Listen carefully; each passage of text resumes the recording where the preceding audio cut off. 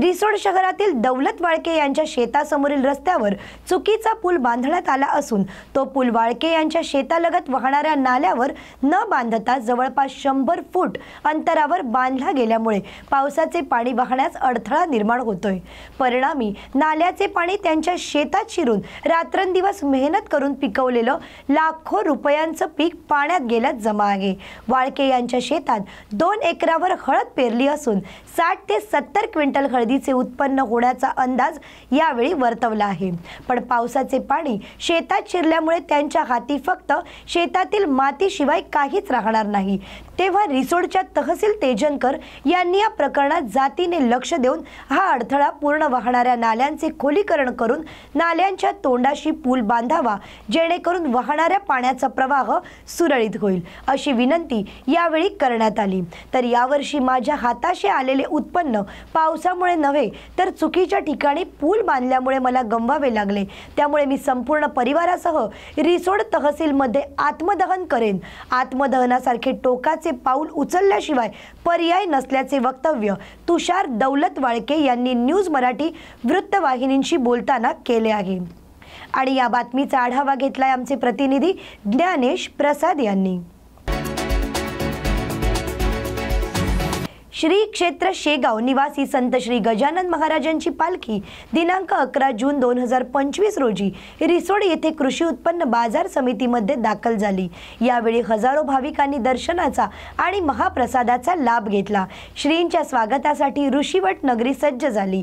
तसेच विभागात केलेली सजावट आणि ठिकठिकाणी काढलेली रांगोळी हे दर्शन क्षेत्री लक्ष वेधून घेणारी होती। तर पालखी सोबत आलेल्या 17हून अधिक वारकऱ्यांना जीवन उपयोगी वस्तूंचे वाटप करून भक्तिभाव प्रकट करण्यात आला। पोलिसांच्या चोख बंदोबस्तात हा सोहळा उत्तम रीतीने पार पडला। या सोहळ्यात सुमारे 32,000 भक्तांनी श्रींचे दर्शन घेतले असून महाराष्ट्रातून आलेले अनेक श्रद्धाळू आणि वारकरी या भक्तिरसात न्हाऊन गेले। मेरी आणि पळसखेडा परिसरातील वादळी वाऱ्यांसह झालेल्या अतिवृष्टीमुळे शेतकऱ्यांचे मोठे नुकसान झाले असून शेती, घर आणि दैनंदिन जीवनावर याचा गंभीर परिणाम झाला आहे। ही बाब मंत्री गिरीश महाजन यांच्यापर्यंत पोहोचवण्यात आली। गिरीश महाजनांच्या आदेशावरून जिल्हाधिकारी आयुष प्रसाद, तहसीलदार नानासाहेब आगळे यांनी प्रत्यक्ष पाहणी करून पंचनाम्याची प्रक्रिया सुरू केली। या बातमीचा आढावा घेतलाय आमचे प्रतिनिधी बाळू वाघ यांनी। लोणारमधील पानंदा रस्ता हा मातोश्री ग्रामसमृद्धी योजनेअंतर्गत येत असून मंत्रालयातून 23 डिसेंबर 2022 रोजी शासन निर्णयानुसार मंजुरी करण्यात आली होती। त्यानंतर शिवसेना उद्धव बाळासाहेब ठाकरे या पक्षाकडून 23 सप्टेंबर 2023 ला सदरील रस्त्याचे काम पूर्ण होण्यासाठी आंदोलन देखील केले गेले। काम लवकरात लवकर सुरू करण्यात येईल असे आश्वासनही तहसीलदाराने दिले, परंतु आजपर्यंत पानंदा रस्त्याचे काम सुरू झाले नसून पावसाळ्यात या रस्त्यावरून गाडीने सोडाच पण पायी सुद्धा चालता येत नाही। म्हणून शिवसेना उद्धव बाळासाहेब ठाकरे पक्षाचे जिल्हा संघटक डॉक्टर गोपाल बछिरे, शहर प्रमुख गजानन जाधव, ज्येष्ठ शिवसैनिक अंभोरे यांसह कित्येक शिवसैनिकांनी तहसीलदार यांच्या दालनात ठिय्या आंदोलन केले। आणि या बातमीचा आढावा घेतलाय आमचे प्रतिनिधी रघुनाथ आघाव यांनी। आर्णी तालुक्यातील वादळी वाऱ्यांनी परसोडा परिसरातील अक्षरशः थैमान घातलं। याचा गंभीर फटका स्थानिक शेतकऱ्यांना बसला असून येथील शेतकरी गणेश चिलरवार यांच्या शेतात कुसुम शासन योजनेअंतर्गत बसवलेला सोलर पंप पूर्णपणे जमीनदोस्त झाला आहे। याच वादळात शेतातील सुमारे 16 सागवानीची झाडे देखील मुळापासून उखडली गेली आहेत। तसेच या वादळी वाऱ्यांमुळे सिराज बैलीम यांचे पोल्ट्री फार्म सुद्धा पूर्णपणे उद्ध्वस्त झाले आहे। परिसरातील अनेक शेतकरी सौर ऊर्जेवर अवलंबून असून झालेल्या वादळी वाऱ्यामुळे शेतमालाचे आणि पायाभूत सुविधांचे मोठे नुकसान झाले आहे। त्यामुळे महसूल आणि कृषी विभागाने अशा घटनांना गंभीरपणे लक्ष देणे आवश्यक असून त्वरित पंचनामे करावेत आणि शेतकऱ्यांना मदत जाहीर करावी अशी विनंती शासनाला करण्यात आली आहे। आमदार बच्चू कडू यांच्या उपोषणाच्या समर्थनार्थ वसमत येथील पुष्पक देशमुख यांनी मोबाईल टॉवरवर जाऊन शोले स्टाईलने आंदोलन केले। बच्चू कडू यांच्या उपोषणाची प्रशासनाने कोणतीही दखल घेतली नाही म्हणून हट्टा ग्रामस्थ नाराज आहेत। जगद्गुरु शंकराचार्य स्वामी श्री अविमुक्तेश्वरानंद सरस्वती यांच्या पावन उपस्थितीत चातुर्मास स्थळाचा भूमिपूजन कार्यक्रम बुधवार 11 जून रोजी बोरिवली पश्चिम येथील कोरकेंद्र मैदान 2 येथे मोठ्या थाटात पार पडला असून स्वस्ती श्री त्रिवेणी फाउंडेशनचे अध्यक्ष राजकुमार जाजू यांच्या पुढाकाराने हा कार्यक्रम आयोजित करण्यात आला होता।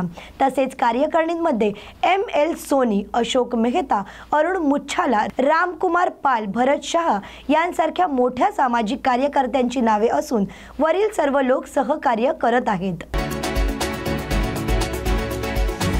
चेंबूरमधील खारदेव नगर परिसरातील नागरिकांनी शौचालयाच्या अपूर्ण व अस्वच्छता सुविधांवर तीव्र नाराजी व्यक्त केली असून शासन आणि शौचालय बांधकाम विकासक कंपनीने 4 वर्षापासून दुर्लक्ष केल्यामुळे आता नागरिकांनी आंदोलनाचा मार्ग स्वीकारला आहे।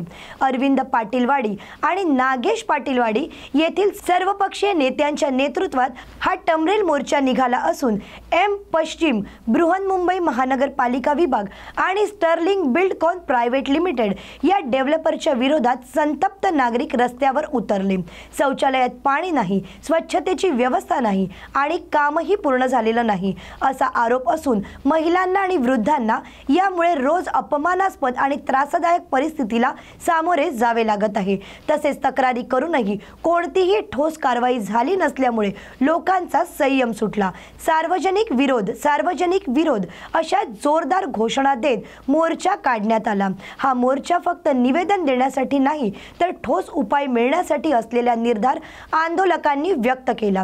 स्थानिकांनी आता कारवाई न झाल्यास अधिक तीव्र आंदोलन करण्याचा इशारा दिला आहे। काँग्रेसचे नेते आहे आमचे राजूजी, या योगिताताई, मनसेचे रोहिदासजी आहे आणि आम आदमी पक्षाचे आहे, राष्ट्रवादीचे आमचे दीपकजी आहे। पण जेन्युइन प्रॉब्लेम आहे नागरिकांना, तो गेल्या 4 वर्षापासून ताई बोलल्या अक्षरशः, आणि ह्या ताईंचा तर नवरा पडला, नुसतं एकटाच नाही आहे पण 3-4 केसेस झाले आणि अति झाल्या गेल्या 4 वर्षापासून, त्यामुळे आम्हाला बाहेर पडावं लागलं।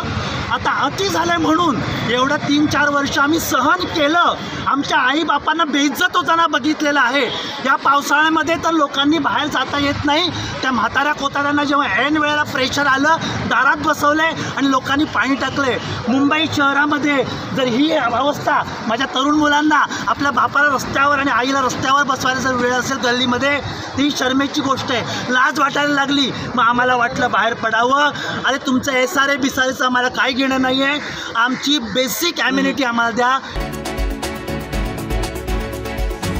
झिंग नाग झिंग मी या गीताच्या सुरेल लहरींसह ऊत मराठी चित्रपटाने आंतरराष्ट्रीय स्तरावर जोरदार छाप पाडली असून या चित्रपटाने 8 राष्ट्रीय आणि तब्बल 12 आंतरराष्ट्रीय पुरस्कार मिळवून मराठी चित्रपटसृष्टीसाठी अभिमानाचे कारण ठरले आहे। या चित्रपटाचं पोस्टर आणि गाण्याचा लोकार्पण सोहळा मुंबईतील रवींद्र नाट्य मंदिर प्रभादेवी येथे मोठ्या उत्साहात पार पडला। तसेच संगीतकार आशुतोष कुलकर्णी यांच्या सर्जनशीलतेचे आणि योगदानाचे विशेष गौरव करण्यात आले।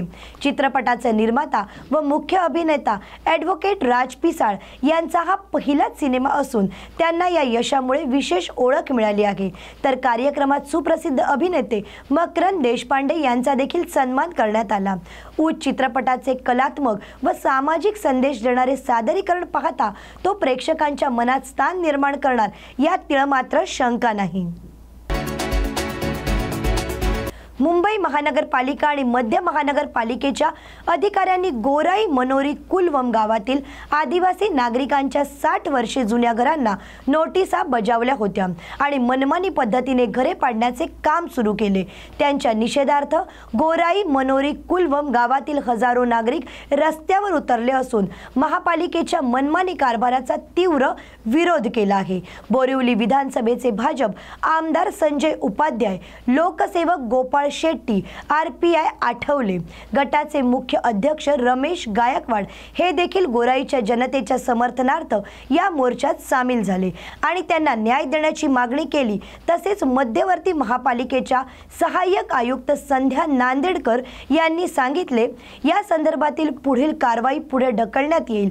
त्यासोबतच गावातील नागरिकांनी काढलेल्या महामोर्चाला भारतीय जनता पक्ष आणि RPI आठवले गटाच्या नेत्यांचा मोठा पाठिंबा। अशाच नवनवीन आणि ताज्या बातम्यांसाठी पाहत रहा बातम्या महाराष्ट्राचा हा कार्यक्रम फक्त आणि फक्त न्यूज मराठी 24/7 वर। नवा भारत नवा विचार।